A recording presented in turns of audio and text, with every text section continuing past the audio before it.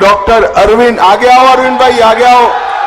अरविंद जी आगे आओ, ताली बजाओ अरविंद जी के लिए जोर से। और आज इस विशाल जनसभा में आए हुए प्यारे भाइयों, बहनों, माताओं और मेरे जिगर के टुकड़े जैसे युवा मित्रों, आप सभी को नमस्कार। भाइयों बहनों, सबसे पहले मैं भीमेश्वरी देवी, प्रसादगिरी, काशीगिरी, जटिला धाम और सूडानी स्थान, ये सभी को प्रणाम कर कर मेरी बात की शुरुआत करना चाहता हूं। आज मैं यहां आया हूं तब लाला लाजपत राय, महान किसान नेता छोटूराम जी, पंडित श्रीराम शर्मा, भगवत दयाल शर्मा, चौधरी चरण सिंह जी और डॉक्टर मंगल सेन को भी प्रणाम कर कर मेरी बात की शुरुआत करता हूं। भाइयों बहनों, आज छठे फेज का चुनाव चल रहा है, पांचवें फेज का चुनाव चल रहा है। आपको छठे में वोट डालना है, परंतु जो 4 चुनाव समाप्त हो गए, मैं पूर्व, पश्चिम, उत्तर, दक्षिण, उत्तर पूर्व सब जगह घूमता अंत में जज्जर आया हूं। परिणाम जानना है क्या? जानना है परिणाम?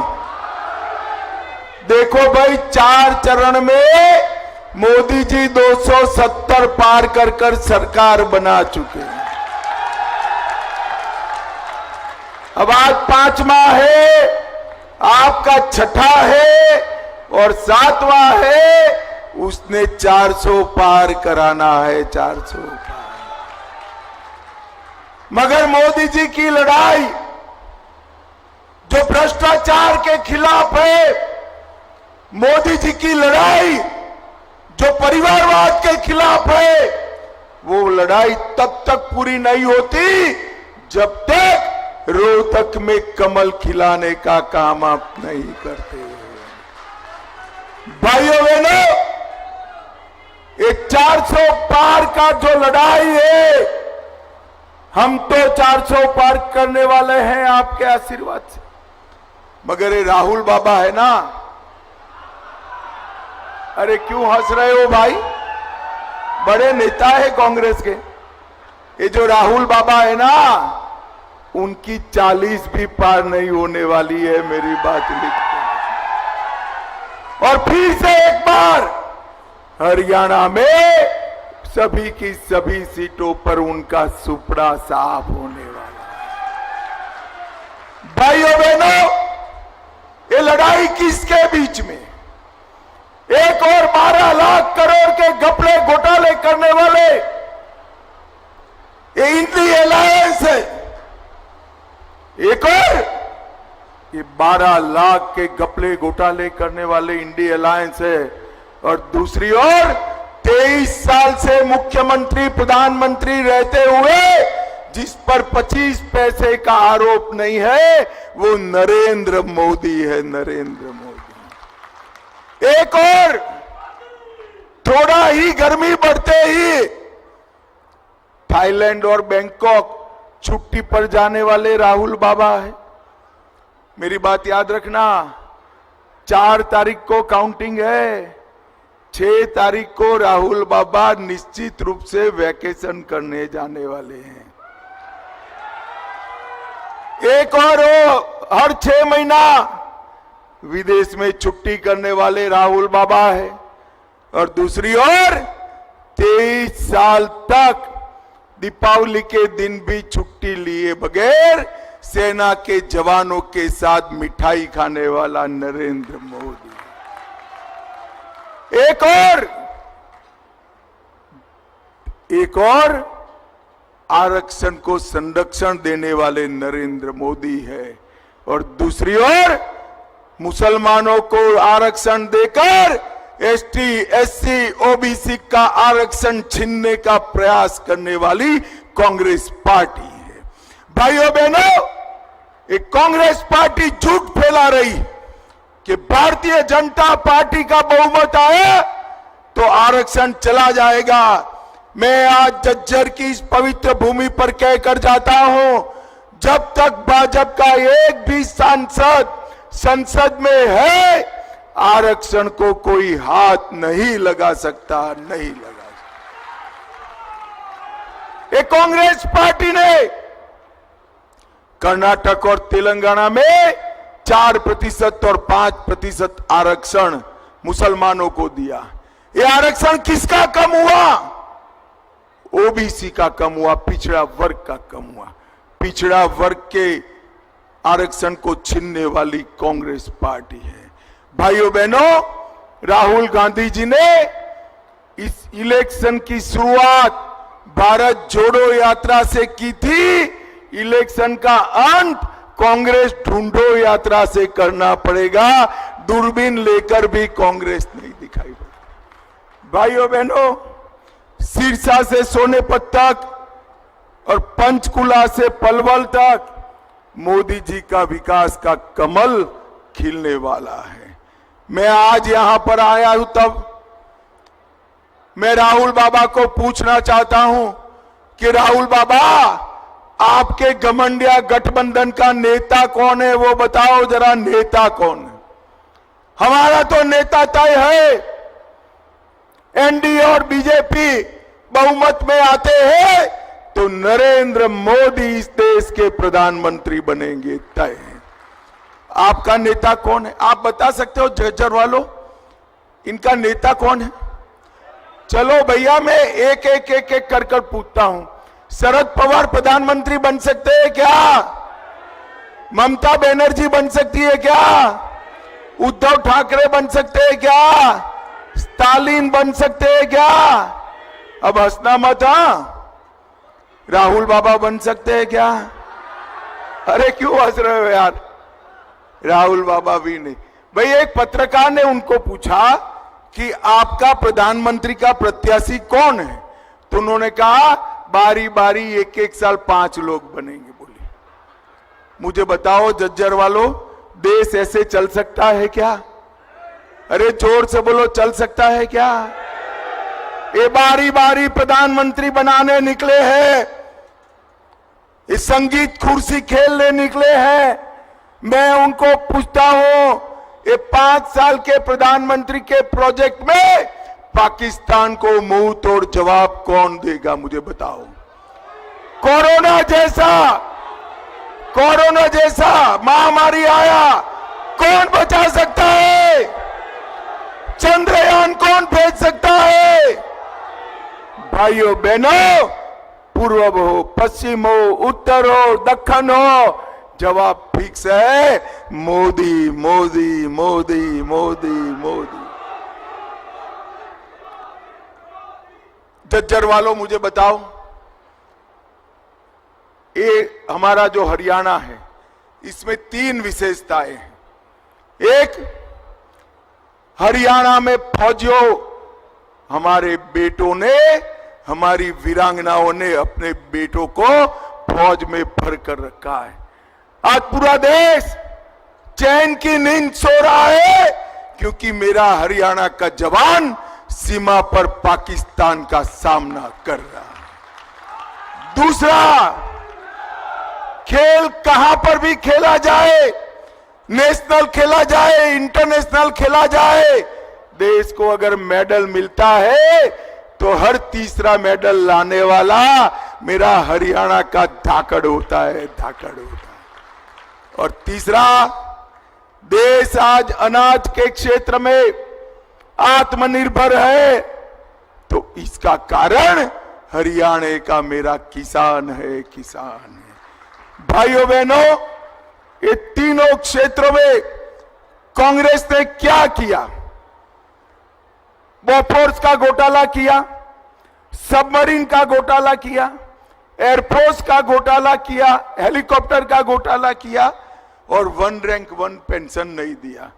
मोदी जी ने 14 में प्रधानमंत्री बनने के साथ ही 1 रैंक 1 पेंशन देकर हमारे सेना के जवानों को 1,20,000 करोड़ दिया। मोदी जी ने खेल का बजट 3 गुना किया, स्टेडियम बनाए, इंटरनेशनल कोचिज लाए, मानदंड खिलाड़ियों का बढ़ाया, पारदर्शी सिलेक्शन किया और इसके कारण आज हम खेलों में दुनिया में छाए हुए हैं। और याद रखना युवाओं, 36 का ओलंपिक भारत में होने वाला है, भारत में होने। और मोदी जी ने एमएसपी पर लगभग 12 लाख करोड़ रुपया, एक कांग्रेस पार्टी 10 साल में 12 लाख करोड़ का गेहूं धान खरीदी थी। कितना क्या खरीदी थी भाई बोलो तो? 12 लाख करोड़। कितना? और नरेंद्र मोदी जी ने 10 साल में 1,20,000 करोड़ का धान खरीदने का काम। भाइयों बहनों, इस सोनिया जी अपने बेटे को पीएम बनाना चाहती है और हुड्डा जी अपने बेटे को सीएम बनाना चाहते हैं। अब जो बेटों के लिए काम करे वो झज्जर के युवाओं के लिए काम कर सकता है क्या? जोर से बोलो, कर सकता है क्या? झज्जर के युवाओं के साथ केवल और केवल झज्जर के युवाओं के लिए नरेंद्र मोदी काम कर सकते हैं। नरेंद्र मोदी जी ने हर गरीब को घर दिया, घर में शौचालय दिया, माताओं बहनों को गैस का सिलेंडर दिया, घर में बिजली दी, नल से जल दिया, 5 किलो अनाज फ्री ऑफ कॉस्ट दिया और साथ में कोरोना का टीका भी लगाया। भाइयों बहनों, मोदी जी ने इस देश को सुरक्षित करने का काम किया है। मैं आज कहना चाहता हूं, पूछना चाहता हूं, झज्जर वालों, ये कश्मीर हमारा है या नहीं है? जोर से बोलो, है या नहीं है? ये खड़गे जी कहते हैं राजस्थान हरियाणा वालों का कश्मीर से क्या लेन देन है? अरे खड़गे साहब, 80 के हो गए, आप इस देश को नहीं जानते हो। झज्जर हरियाणा का मेरा बच्चा कश्मीर के लिए अपनी जान दे सकता है, जान दे सकता। भाइयों बहनों, ये कह रहे हैं कि पाकिस्तान का सम्मान करो, उसके पास एटम बम है, भारत को डरा रहे हैं। अरे राहुल बाबा, मेरी बात सुन लो, हम भारतीय जनता पार्टी वाले हैं, नरेंद्र मोदी के कार्यकर्ता है, हम एटम बम से नहीं डरते हैं, नहीं डरते हैं। मैं आज इस झज्जर की भूमि पर कहकर जाता हूं, पाक ऑक्यूपाई कश्मीर भारत का है, रहेगा और उसको हम लेकर रहेंगे, हमें कोई नहीं रोक सकता।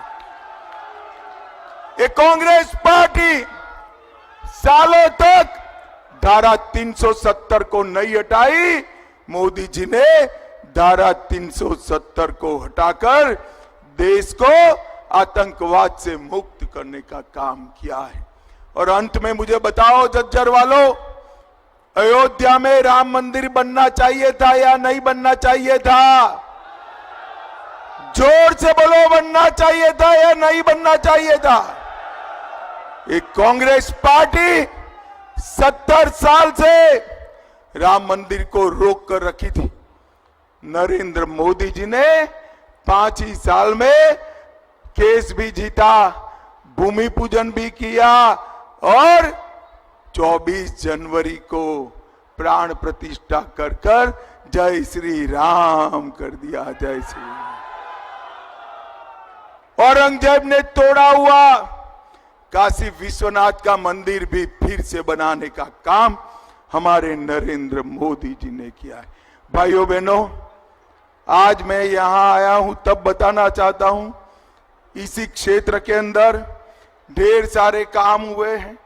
12 एक्सप्रेस वे बनाए, 21 नए राष्ट्रीय राजमार्ग बनाए, रेवाड़ी में एम्स बना, आईआईटी दिल्ली का एक्सटेंशन झज्जर में स्थापित किया, 2000 करोड़ से बड़सा गांव में कैंसर हॉस्पिटल बनाया, 24 करोड़ से झज्जर जिले में सबसे बड़ा बस स्टेशन बनाया और ढेर सारे लोगों को हमने घर, बिजली, पानी ये सब देने का काम किया है। और मोदी जी ने 10 साल के अंदर 2,43,000 करोड़ रुपया हरियाणा के विकास के लिए देने का काम नरेंद्र मोदी जी ने किया। भाइयों बहनों, हुड्डा जी का पूरा ध्यान अपने बेटे में है। उनका ध्यान हरियाणा के विकास में नहीं।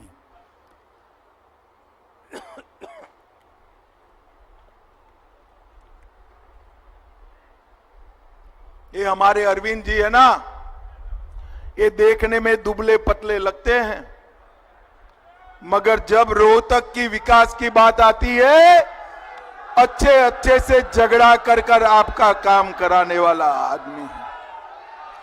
बड़े घर के बेटे को जिताओगे ना तो घर पे नहीं आएगा, मिलने नहीं आएगा, गांव में नहीं आएगा। अरविंद भाई को जिताओगे, पान की दुकान पर आपको हाथ में मिल जाएगा। मुझे बताओ, अरविंद शर्मा को जिताओगे क्या? जोर से बोलो जरा, जिताओगे? कमल के निशान पर बटन दबाओगे? देखो भाई, अरविंद जी के नाम के सामने कमल के निशान पर बटन दबाओगे तो एक एक वोट नरेंद्र मोदी को प्रधानमंत्री बनाने वाला है। मोदी जी को प्रधानमंत्री बनाओगे, 400 पार कराओगे तो मेरे साथ दोनों हाथ उठाइए, उठाइए दोनों हाथ, विजय के संकल्प की मुट्ठी भींचे और प्रचंड आवाज से बोलिए, भारत माता की वंदे वंदे वंदे, जय श्री राम, जय जय श्री राम।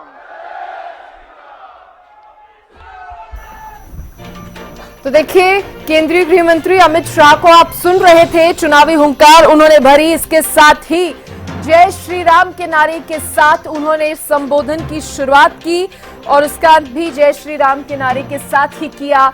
इस बीच अपनी बातों में उन्होंने धारा 370 का जिक्र किया, कांग्रेस पर भी जमकर निशाना साधा। तमाम बातें केंद्रीय गृह मंत्री अमित शाह ने कही।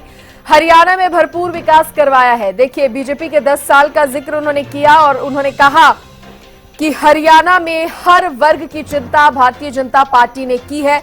इसके साथ ही केंद्रीय गृह मंत्री अमित शाह ने कहा, इलेक्शन के बाद कांग्रेस को दूरबीन से ढूंढना पड़ेगा, क्योंकि इलेक्शन के बाद कांग्रेस कहां गायब हो जाती है, इनका नेता कौन है इनको यही तक नहीं पता। 5 साल में 5 पीएम से देश चला सकते हैं क्या?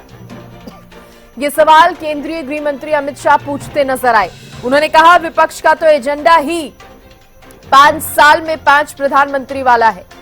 इसके साथ ही उन्होंने पीओके का जिक्र किया, कहा हम पीओके लेकर रहेंगे क्योंकि पीओके भारत का है। हमने धारा 370 हटाने का काम किया है, देश हित में यह काम हुआ। कांग्रेस ने 70 सालों से राम मंदिर का निर्माण नहीं कराया और जब राम मंदिर का निर्माण हुआ तो कांग्रेस वहां नहीं पहुंची। ये तमाम तरीके के बातें जो हैं केंद्रीय गृह मंत्री अमित शाह ने कही और सबसे बड़ी बात उनकी तरफ से यह भी कही गई कि इलेक्शन खत्म होने के बाद आपको कांग्रेस को ढूंढना पड़ेगा, क्योंकि जब इलेक्शन खत्म हो जाता है तो कांग्रेस कहीं नजर ही नहीं आएगी।